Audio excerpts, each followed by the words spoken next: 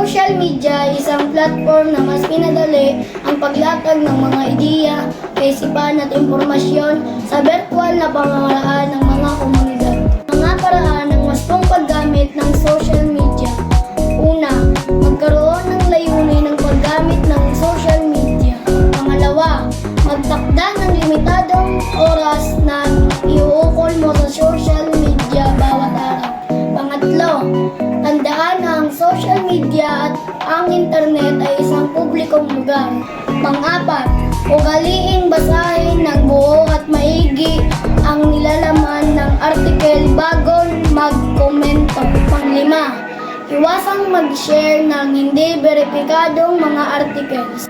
Kaya gamitin ang social media sa mabuti at positibong paraan. Iwasang makapanakit sa kapwa. Ika nga, think before you click. Ako nga pala si Vince Enzo M. Quirino, nasa ika-5 baitang. Thank you for watching.